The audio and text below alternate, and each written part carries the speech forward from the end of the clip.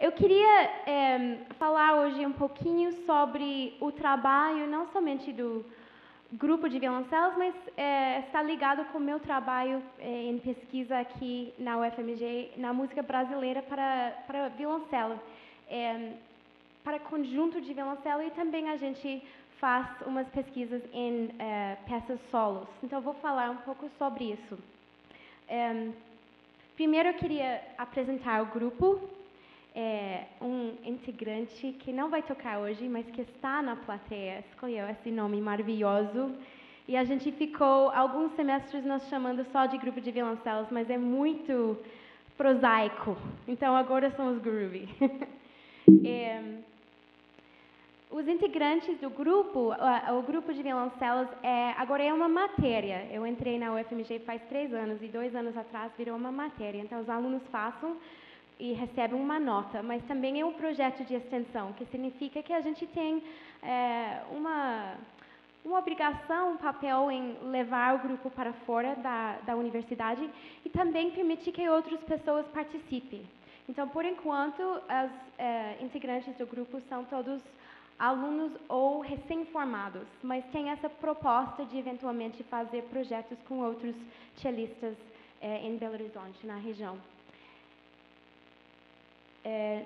Essa é a foto aí do início de nosso grupo, acho que uns 2 anos atrás, um concerto que fizemos no conservatório. Bom, então o que a gente faz? A gente faz concertos na UFMG, a gente faz concertos na Grande BH.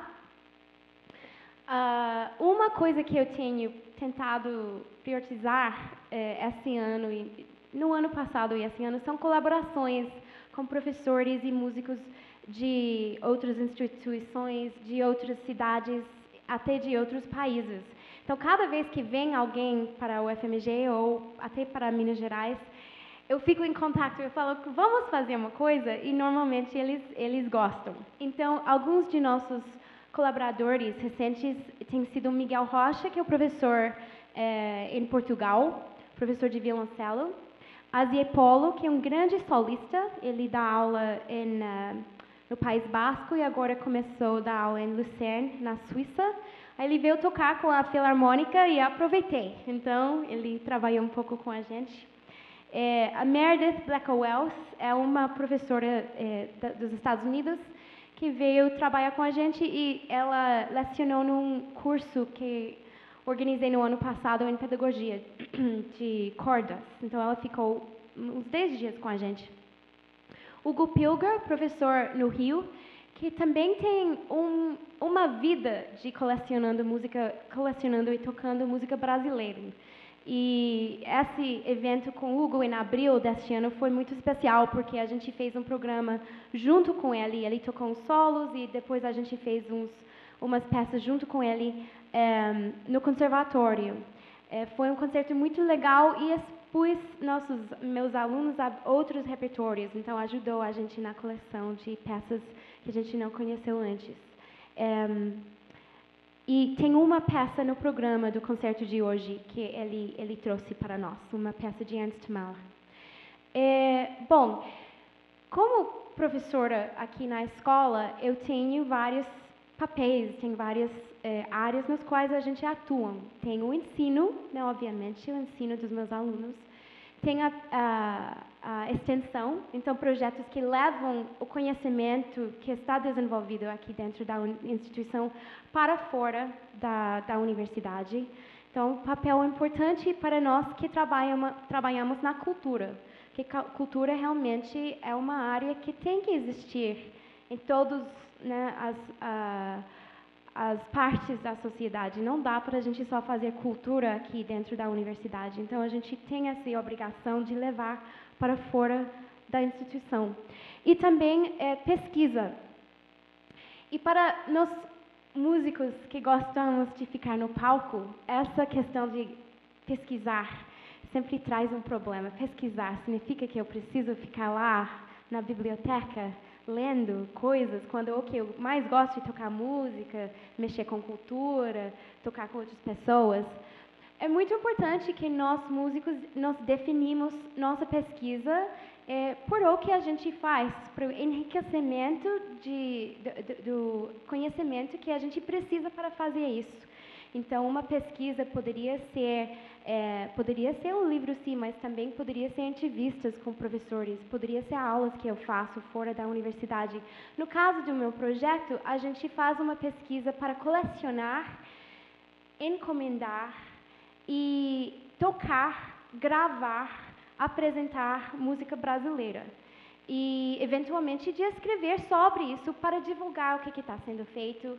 A gente está juntando um arquivo que a gente quer divulgar para essas peças que a gente acha, algumas delas que são pouco tocadas, divulgar essas peças para ser melhor conhecidos. E, então, a gente faz isso, a gente está fazendo um arquivo. Cada ano a gente descobre novas peças, os alunos tocam novas peças. A gente está fazendo um projeto de encomendar novas obras por esse grupo que vocês vão assistir hoje. Então, esse ano, eu estou esperando peças do professor Rogério Vasconcelos, da escola, também do professor Rafael Martini, os dois trabalhando em áreas muito diferentes. Então, hoje eu vou falar um pouco de estilo de música, do popular e do erudito. E para essas encomendas, eu selecionei um professor que escreve de um estilo bem erudito, no estilo clássico, contemporâneo, né? Mas herança da música do concerto, do palco, e um professor que trabalha mais com música popular. A gente tenta mexer com essas duas áreas no grupo. Uma outra coisa que estamos fazendo esse ano é uma colaboração com a área de composição, com os próprios alunos. Então, eu acho que tudo que a gente faz dentro da escola, a gente deveria tentar compartilhar, conectar com outros alunos, conectar com outros professores, para enriquecer. Não dá para eu ficar lá na sala de violoncelo só falando com cellistas. É melhor trazer nossas experiências e conhecimentos para as outras pessoas, e compositores sempre têm essa sede de trabalhar com performers, que tem muitos performers que não querem saber de música contemporânea. E eu não sou um desses, e eu quero que meus alunos não sejam também esses performers que não querem experimentar coisas novas. Então, esse ano eu propus para os professores de composição que os alunos deles trabalham escrevendo peças para violoncelo. E eles estão passando para nós no projeto. Tem o bolsista André Freire, e ele às vezes encontra com esses alunos para testar coisas. Os alunos marcam comigo para testar coisas, e aos poucos a gente está desenvolvendo novas peças com ele através de colaboração. Essa questão de colaborar com compositores é uma coisa que eu tenho feito muito na minha vida profissional, é uma coisa que eu quero que os alunos também tenham essa experiência. Então, isso começou esse ano e tomara que vai continuar em outros anos. A gente vai apresentar essas obras dos alunos. Em novembro vai ter um evento no conservatório, um evento organizado pela área de composição, e a gente vai ter um concerto no qual vamos tocar essas peças novas.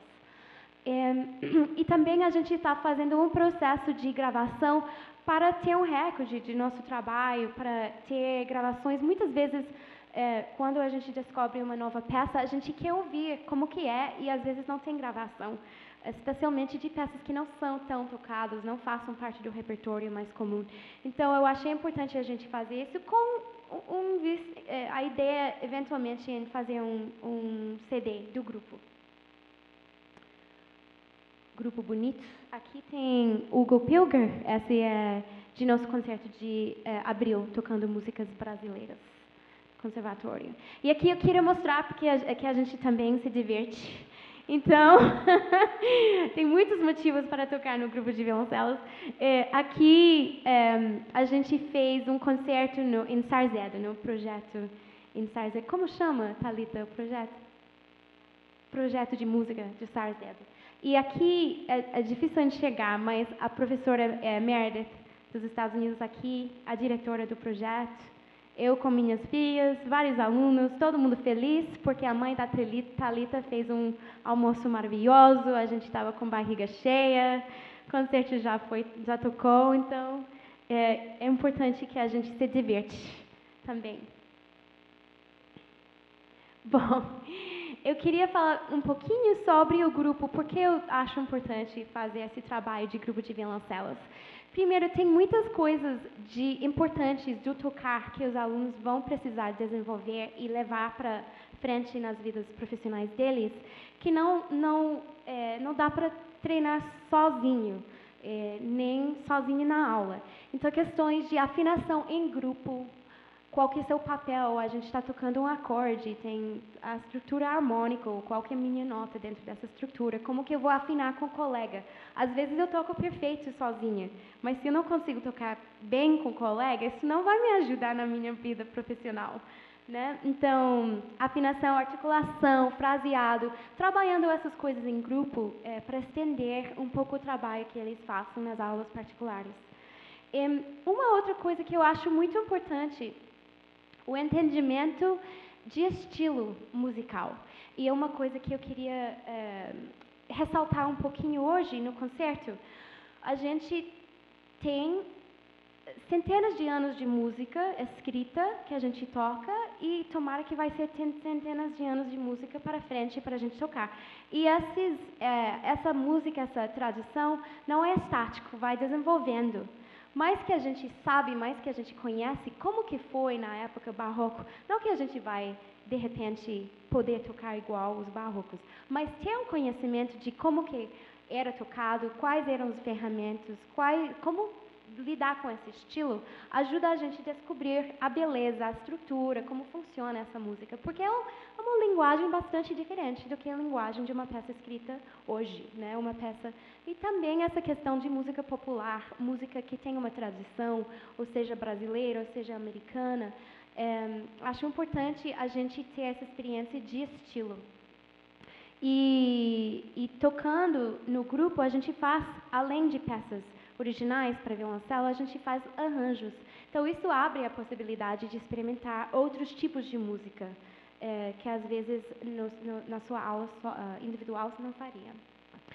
E outra coisa, relacionamento com vários contextos de performance. Então, é importante que a gente não, igual eu falei, não fica aqui trancado na escola, mas tenha a experiência de palco aqui na escola, ter a experiência de palco na fundação, na sala Minas Gerais, ir para projeto social, tocar na biblioteca. Eu trabalhava num projeto social nos Estados Unidos, antes de mudar para o Brasil, e a gente tocava em, cantinas, a gente tocava em bibliotecas, a gente tocava em todos os lugares. Isso é muito importante, isso faz parte da vida do músico. O músico não pode ficar trancado em casa, tem que levar o que ele tem para fora. E se a gente só leva para a Sala Minas Gerais e o FMG, a gente não está ajudando a sociedade, a gente não está fazendo o nosso papel. Então, nesse grupo, a ideia é da gente trazer essa música para a sociedade em todos os lugares. E cada ano, né, um trabalho que está crescendo. Então, espero sair um pouco de BH no ano que vem e trazer por mais lugares, e lugares cada vez mais diversos. E outra coisa, a questão de relacionamento com outros profissionais. Então, essas colaborações que eu falei com outros professores, com colegas em outras áreas, com compositores, com alunos, com vários tipos de profissionais, eu acho também muito importante, e aqui estou falando da importância pedagógica, então é importante para meus alunos, claro que tem muitos outros objetivos, mas importante para os alunos poder ter essa experiência, entender o que é a área de música, o que existe, o que eu gosto, o que eu não gosto, o que as pessoas façam para ganhar vida, qual tipo de trabalho é interessante para mim. Mais cedo que eles têm esses conhecimentos, mais que eles têm a oportunidade de desenvolver o próprio caminho, né?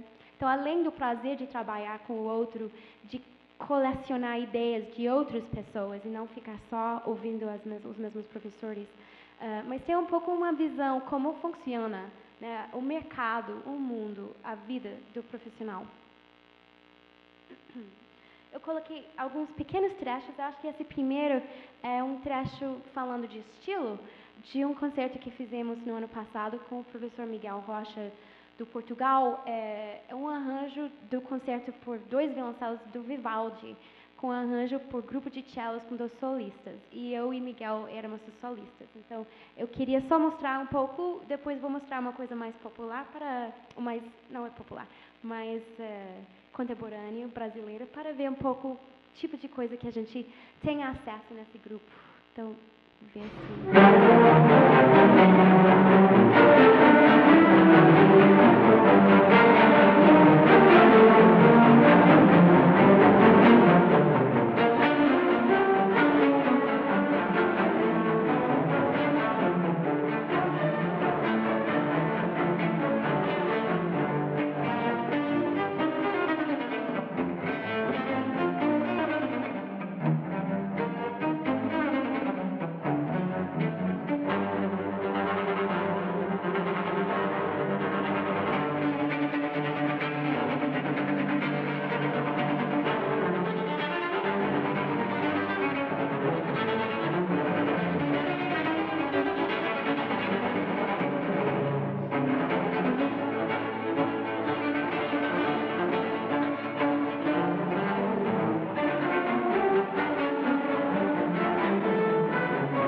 Bom, eu prometo que a qualidade de som ao vivo foi bem melhor, né? Foi muito melhor.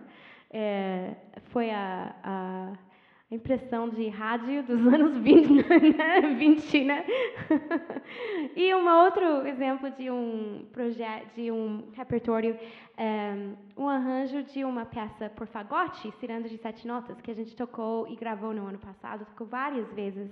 Uma peça que fica muito mais bonita por violoncelo do que fagote, na minha opinião. E essa de um outro concerto, eu acho que foi um outro Viva Música, na escola.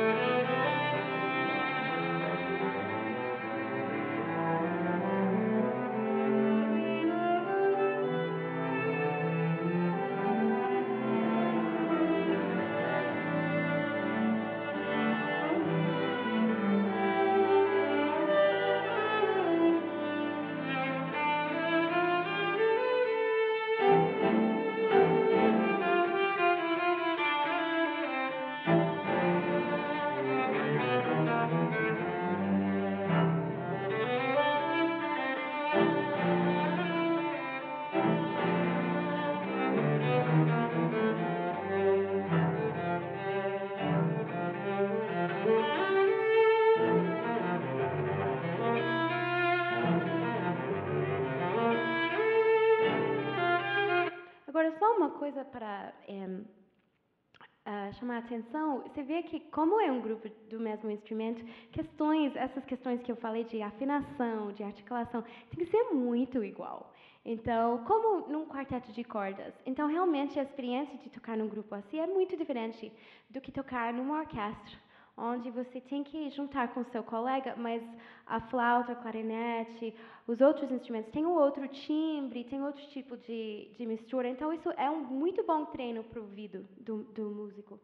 E outra coisa, você vê aqui nesses 2 trechos, eu toquei nos 2, eu acho legal, acho importante eu tocar junto, às vezes, porque tocar junto é uma maneira de ensinar, que não precisa de palavras, você consegue mostrar muitas coisas, mas, ao mesmo tempo, é muito importante que eles toquem sem mim também, e criar a relação musical com os colegas e resolver os problemas sozinhos.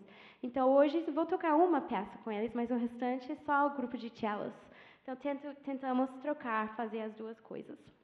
Ok, o projeto Músico Brasileiro, eu já falei um pouco sobre esse projeto que eu comecei no ano passado. Os objetivos, uma expansão de repertório, né? Então, contribuições nossas, não que a gente precisa só sempre receber partituras que já existem, mas a gente vai catando, vai criando, vai encomendando nossa parte nessa vida cultural da música. A gente tem que contribuir uma coisa. Então, a gente está criando esse repertório Grupos de cello são cada vez mais comuns, então a gente tem muita troca com outros grupos. Recebi partituras de outros grupos nos Estados Unidos, no Brasil, tem vários grupos de violoncelo em Uberlândia, em Natal, em Salvador, no Sul, Porto Alegre, eu acho que tem um grupo. Os festivais que acontecem, sempre tem um grupo de violoncelos. É uma espécie muito empolgada. Gostamos de juntar. Também o desenvolvimento de novas linguagens musicais. Então, isso pensando em encomendas, trabalhando com compositores, vendo o que é possível, como criar uma coisa, como criar uma nova tipo de expressividade com esse grupo, com cada compositor, cada peça. E outra coisa, a formação e desenvolvimento de relações, valorizando onde e com quem estamos. Eu coloquei isso aqui porque eu acho que o mais rápido que a gente reconhece que tudo que a gente faz em pesquisa, em ensino, em cultura, é subjetivo. E que isso é essencial, isso é maravilhoso. Que tudo que eu vou contribuir como professor, como pesquisador, vem de mim. Eu sou única, a minha perspectiva é única. Então, a minha pesquisa, a minha visão do que eu faço, o que eu gosto, isso é importante, isso é informação, né? A gente às vezes tem uma ideia que pesquisa, que informação, uma coisa objetiva que só vem do cientista. Mas eu tenho um irmão cientista e eu sei que até ciência é muito subjetivo. O cientista, ele escolhe o que ele vai fazer, ele tem aquele momento de, nossa, eu acho que funciona assim. É arte também, né? E eu acho que a vida é arte. Eu acho que a gente não tem, por bom ou por mal, não tem muitas respostas prontas na vida. Então, eu acho importante que a gente valoriza a relação com o colega, que todo mundo tem um momento para tocar o solo, que todo mundo tem um momento para ter uma experiência, que todo mundo tem um momento de falar, um momento de escrever sobre, um momento de tocar. Porque cada um está trazendo uma coisa e esse conjunto de experiências pessoais e subjetivas é conhecimento. Isso é conhecimento, né? Depois a gente escreve sobre, coloca no livro, coloca na biblioteca e pronto. Alguém faz uma referência a esse livro no tese dele e fica valorizada. Não, mas acho que essa questão dentro da academia de o que é conhecimento, às vezes eu acho que nós e os alunos sentem uma parede. Eu tenho opiniões, mas eu não tenho conhecimento. Não, se tem sua experiência, é conhecimento. A convivência com seu colega é conhecimento. A experiência que se tem de aprender essa peça, de pesquisar de onde veio, a conversa que se teve com o compositor, tudo isso tem, né, é importante e válido.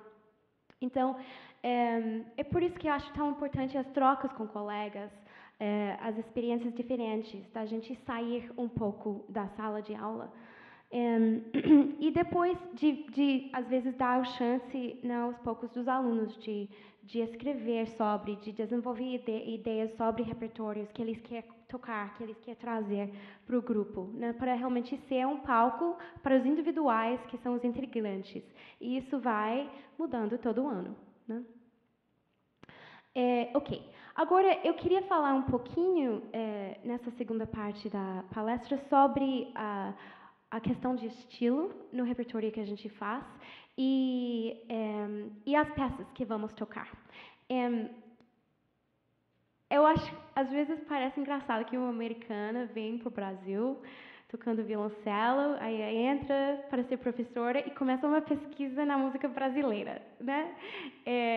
Mas eu estava refletindo nisso essa semana, pensando em hoje, no grupo, e uma coisa que eu tenho percebido nos últimos 3 anos aqui na UFMG, onde cada vez eu estou tocando e ouvindo mais música brasileira, como já cheguei formada, adulta, com toda, né, a minha bagagem cultural e meu ouvido cultural e tudo, eu não tenho a convivência com os sons do Brasil que vocês têm. Eu não cresci com isso. Ou seja, as coisas da cidade, as coisas da cultura afro-brasileira, as coisas, né, do Villa Lobos, a gente, coisa não ouvi Villa Lobos antes de chegar aqui. É tocado fora do Brasil, mas não tanto como está tocado aqui. Não tinha ouvido quase nada de Guarnieri. Então, tanto os sons da cultura popular quanto os sons da música erudita eram meio desconhecidos por mim. E ao longo dos 9 anos que moro no Brasil, eu tenho percebido um desenvolvimento no meu ouvido. Coisas que não faziam sentido quando eu cheguei, peças que eu achei, que é isso? Essa harmonia, essa confusão, rístico, eu não gosto. E 9 anos depois eu gosto, porque eu tenho uma convivência do contexto dessas músicas. Então, eu acho isso super interessante, porque é um processo que para vocês aconteceu a partir do nascimento, e vocês às vezes não perceberam. Esse processo de adaptação aos sons em volta de vocês é um processo super acelerado no meu caso, que eu estou assim assistindo esse processo, né? Mudanças no meu gosto artístico. E no grupo, e selecionando peças para o grupo, eu não fiz muito esforço para ir pesquisar e ler sobre música brasileira. A gente só toca. E agora, depois de alguns anos de tocar, que eu gosto, estou gostando cada vez mais, que eu sei mais ou menos, eu sinto o que é uma congada, o que é, quando você coloca batuque, o que eu posso esperar, que é um modinho, o que é isso? Eu sei porque está entrando no meu ouvido, e agora, fazendo pesquisa, faz mais sentido, vem de um ponto de experiência, né? Eu acho que isso vai um pouco com o que eu falei da subjetividade, da pesquisa e do conhecimento, que tudo que a gente pesquisa e aprende tem que vir de uma vontade pessoal, né? Então, 9 anos atrás, eu não tinha vontade pessoal de pesquisar música brasileira, mas estou aqui, é isso que está em volta de mim, é isso que as pessoas em volta de mim estão fazendo. Então, acho que é uma maneira de valorizar onde a gente está, com quem a gente está, né? Não faz sentido eu pesquisar Beethoven aqui no Brasil. Então, é um pouquinho, né, eu achei interessante essa reflexão sobre por que faz sentido um americano vir. E, às vezes, você vê, tem outros americanos que chegam no Brasil e ficam apaixonados com música brasileira, até mais do que os próprios brasileiros. E eu acho que é isso. Eu acho que é o processo de descobrir uma cultura, quando você já é adulto, é uma coisa consciente que você pode assistir e valorizar. É uma experiência diferente do que a experiência da pessoa que nasceu no lugar e cresceu ouvindo isso, né? Então, eu acho que, na verdade, é super relevante uma americana fazer essa pesquisa.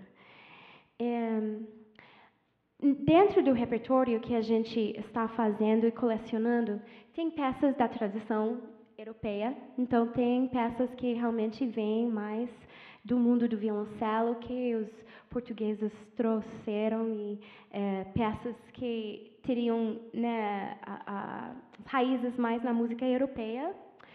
A gente tem transcrições diretas de músicas populares. Temos transcrições a gente tem muitas transcrições, vou mostrar uma lista de nosso repertório atual. Peças por piano, escrito por piano, que tem referências, né, peças principalmente nacionalistas, do Mignone, por exemplo, que tem umas referências às músicas populares, mas foram escritos para, assim, ser tocado no palco, por piano, por outro instrumento erudito. A gente tem essas transcrições. A gente tem músicas originais para cello com referências populares, e a gente tem músicas originais sendo compostos agora, ou que eram compostos recentemente, também originais por violoncelos, no estilo mais erudito, contemporâneo.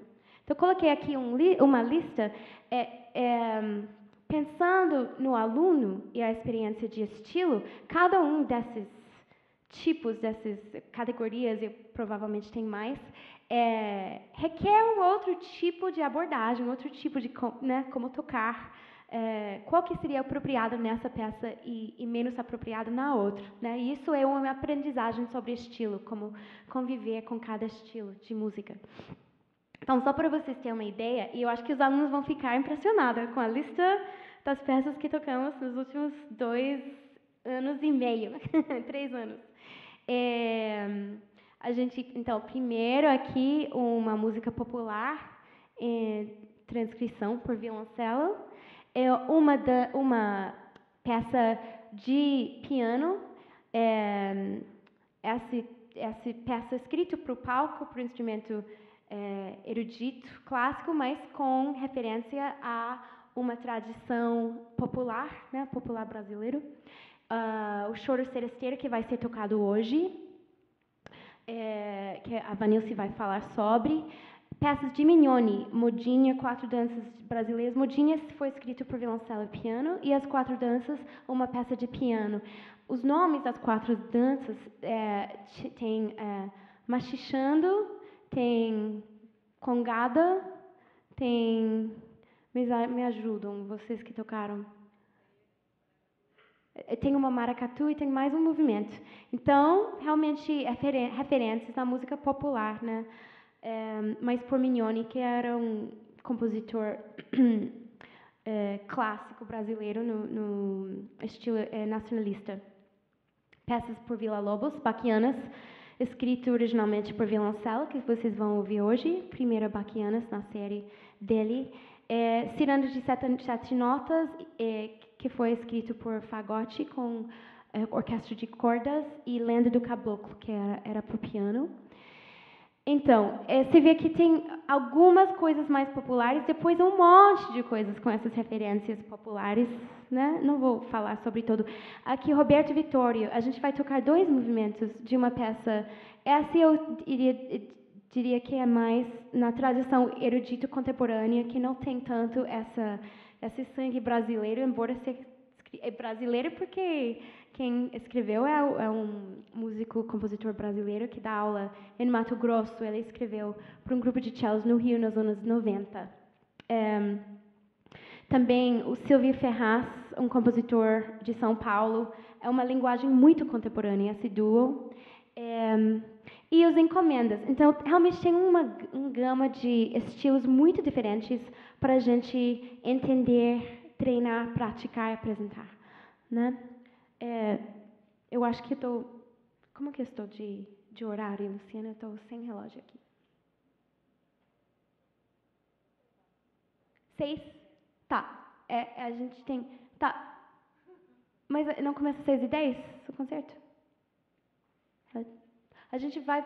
6h10, né? A gente vai falar, então, rapidinho sobre as peças e vou convidar alguns alunos a me ajudar nisso, mas vão ser rápido. No programa hoje, a primeira peça é por Hernani Aguiar, compositor do Rio, nasceu em Petrópolis, mas do Rio, e se vê esses 4 movimentos. Claramente tem uma referência nas várias culturas brasileiras, né? Tanto indígenas, caboclos dos índios, quanto afro-brasileiro, no maracatu, né? Essa peça é muito tocada em festival, todos os alunos já tocaram, eu nunca tinha tocado, todos os alunos já tocaram em festival. Tem um arranjo por orquestra de cordas que eles tocam. A segunda peça é por Osvaldo Lacerda. Vanilce, você vai falar rapidinho sobre?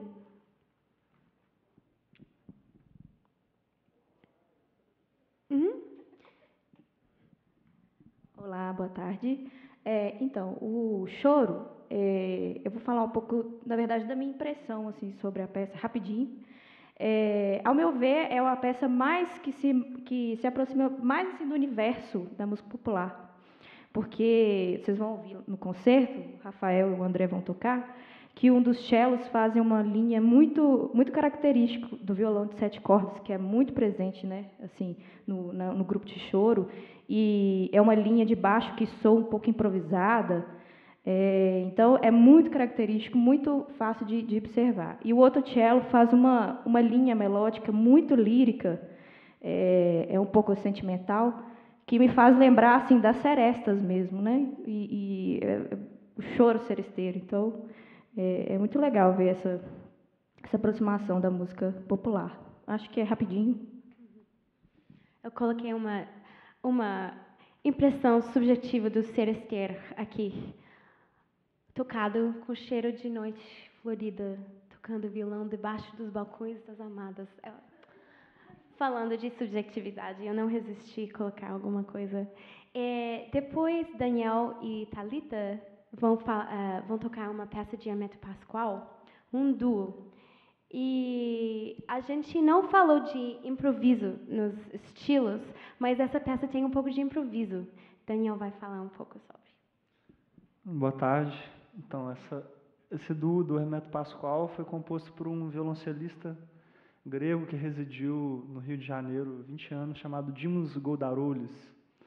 E eu conversei com ele semana passada sobre essa peça do Hermeto, que tem um caráter improvisatório. Eles compuseram juntos. Ele conta até uma história de que quando foi na casa dele, o Hermeto pegou um cavaquinho e afinou igual violoncelo para ter uma noção assim de como que seria a abordagem com o instrumento. E, enfim, aí fala um pouco sobre o Hermeto. Acho que não vem ao caso falar agora. Acho que talvez vocês conheçam um pouco. E ele também escreveu mais 3 trios para violoncelo. O Hermeto é um compositor de música popular, né? Tem muita influência do jazz americano. Então, foi interessante encontrar esse duo, porque é escrito para o violoncelo mesmo, né? Para um duo de violoncelos, que foi junto com esse violoncelista Dimos Goldaroulis. E a improvisação nesse duo faz parte da própria linguagem do Hermeto, assim, que vem do jazz também. Então, você tem as notas escritas, você tem o ritmo, mas ele te abre um espaço para poder improvisar alguns efeitos, para poder mexer com o tempo de algumas notas, e é basicamente isso que a gente vai fazer hoje aqui com esse duo. O importante aqui é de arriscar. Então, a gente falou de afinação e conjunto, mas também um bom músico tem que se arriscar, né? E vocês vão ver isso no Hermeto Pascoal, na peça. Daniel colocou uns fotos doidas das partituras dele secando no varal aqui, escrito nas canecas. Bom, depois vai ter um quarteto. Esse quarteto vem de uma peça, uma coleção de peças por piano por Ernst Mahler, que era um compositor austríaco, alemão, radicado no Brasil. Ele é conhecido por ser um grande pedagogo. Ele trabalha há 50 anos na Escola de Música de Piracicaba. E sobre o estilo dele, é mais conservador. E eu li uma coisa interessante falando que ele sempre viu a questão de composição e pedagogia como coisas que deveriam andar juntos. Então, ele escreveu muitas peças didáticas para os alunos, mas também, às vezes, essa questão de didático pode ser que limitou um pouco a linguagem, de não ser experimental demais, mas de ser um pouco mais acessível, como ele estava trabalhando muitas peças para ser tocado por alunos. E outra coisa interessante que eu li sobre ele, que na escola, ao longo dos anos, muitas vezes faltavam professores de instrumento, então muitas vezes ele tinha que dar aula de vários instrumentos, tanto que ele desenvolveu um talento para tocar todos os instrumentos, e as peças dele são muito idiomáticos.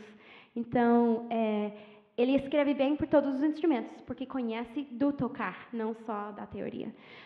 A Valsa da Helena é uma coleção de peças por piano baseada nas melodias escritas pela própria filha dele. Quando ela é pequenininha, entre 2 e 6 anos de idade, ela, brincando no piano, inventou essas melodias, e ele colocou numa coleção. Então, a valsa tem um caráter mais simples, mais infantil. Bom, a penúltima peça que a gente vai fazer são os primeiros 2 movimentos de uma suíte por Roberto Vittorio. Grande amigo meu, mora em Mato Grosso, ele é originalmente do Rio, ele dá aula de composição. Atualmente, a linguagem composicional dele é muito diferente, é muito louco. Ele trabalha muito com um grupo de índios na região, perto de Cuiabá, onde ele mora, e tem um fascínio por essa questão de trance, que eles entram nesse trance religioso que tem a ver com um chá que eles tomam. E muitas músicas deles atual vêm dessa dessa questão de cerimônia e de ambiente. Essa peça é mais velha, é dos anos 90. Cada dos movimentos tem como base uma poesia chinesa. E eu coloquei uns textos aqui, mas eu não vou ler os textos, quer dizer, umas coisas sobre os compositores. Só para saber que a gente vai tocar o primeiro e o segundo. A primeira, uma lembrança de um lago real, que o poeta, onde o poeta ficava muito antes da dinastia Ming cair. Aí ele perdeu situação sortudo que ele tinha, o dinheiro que ele tinha, saiu desse ambiente luxuoso, mas tinha um lago que ele lembra e escreve sobre. E o segundo, um outro poeta, burocrático, poeta que ficou mal com o chefe dele, o não sei qual burocrático lá no governo, na administração, e ele foi transferido para um lugar muito longe, no campo, que tinha um rio lindo, e ele construiu a casa dele de lado desse rio, escreve sobre. Embora seja uma imagem muito tranquila, esse segundo movimento é bem animado. Então, eu teria que pegar uma tradução da poesia para ver realmente porque é assim. Mas um texto breve do Vitório, simplesmente falando que a ideia dessas peças é de captar um pouco a ideia, a sensação dessas poesias, e não necessariamente uma coisa específica das palavras, mas mais a sensação que as poesias deram para ele. E, por último, Andrei vai falar um pouquinho sobre Baquianas Brasileiras. A gente tocou 2 movimentos do Baquianas número 1 no conservatório no ano passado, e esse ano tocou a peça completa em Ouro Branco, e achei uma pena a gente não apresentar a peça toda aqui. Então, vai ser a primeira vez que a gente toca todos os 3 movimentos aqui em Belo Horizonte. E Andrei vai falar um pouco.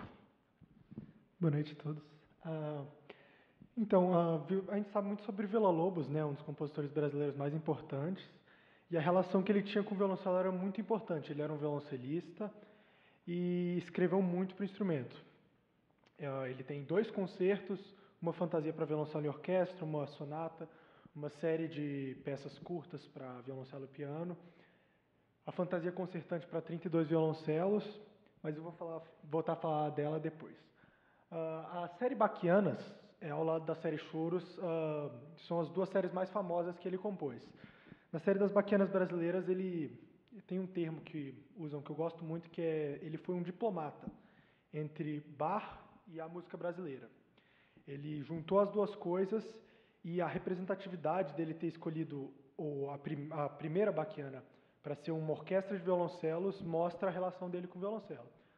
Dessas Baquianas, a primeira, então, é para a orquestra de violoncelos, a quinta, que tem a famosa área que todos conhecemos, é para a orquestra de violoncelos e soprano, e a segunda ela foi escrita simultaneamente para violoncelo e piano e para orquestra completa. Não se sabe qual que era a ideia inicial dele, se ele quis fazer as 2 mesmo, ou se ele começou com uma de esboço e começou a outra. Sabe que a para violoncelo e piano foi concluída primeiro. E a Baquianas número 1 que a gente vai tocar é a primeira peça que cria esse termo, orquestra de violoncelos. Nenhuma peça antes na história tinha sido escrita para especificamente uma orquestra de violoncelos, e foi o que criou o gênero. É ao lado do hino de Julius Klengel para 12 cellos, são as 2 peças que fundaram realmente o conceito de grupo de violoncelos. E hoje temos muitas orquestras de violoncelos, como os 12 cellistas da Filarmônica de Berlim, e como a professora Elise citou, temos grupos no Rio, em São Paulo, em Uberlândia, Natal e por aí. A Baquiana número 1 em si, ela foi concebida primeiro como prelúdio e fuga, claro, nos estilos de Bach, e a introdução foi acrescentada posteriormente. Então, a primeira estreia foi sem o primeiro movimento. E nesse prelúdio à fuga, ele usa de elementos brasileiros, de harmonia, de ritmo, mas é ainda uma coisa muito formal, muito baseado em Bach mesmo. E na introdução, que é embolada, que ele realmente usa os elementos brasileiros e faz uma mistureba com tudo.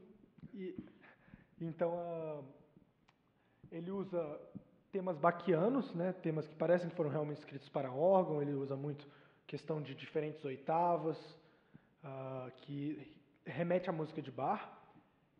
E tem a embolada no início, que é como era um estilo que se tinha no Nordeste, em que as pessoas improvisavam enquanto um ficava tocando pandeiro e os outros trocavam rimas. E muitas vezes com conotação negativa, realmente. É como é o rap hoje em dia, de um tentar derrubar o outro. E o outro respondia, e logo no início a gente já vê que as vozes vão passando assim. Um violoncelo faz e o outro responde, e o outro responde mais alto e mais agudo, e é essa briga mesmo. E no meio ele também usa muitos elementos indígenas brasileiros, com muita... Dá pra gente sentir, às vezes, umas repetições de notas, umas coisas muito insistentes, realmente bem... Parece um ritual indígena. E ele vai indo e voltando entre um tema, entre outro, entre uma harmonia, entre outra. E é mais ou menos isso que a gente vai mostrar para vocês hoje. Então é isso. Agora a gente vai subir no palco para tocar essas peças. Espero que vocês gostaram. Espero que vocês procurem o grupo de cellos, porque é um trabalho muito legal que os meninos estão fazendo. Com certeza a gente vai voltar aqui. Fica de olho para a gente em novembro no conservatório, fazendo peças novas dos alunos e professores da área de composição. E muito obrigada pela presença. Espero que vocês gostem do concerto. Obrigada.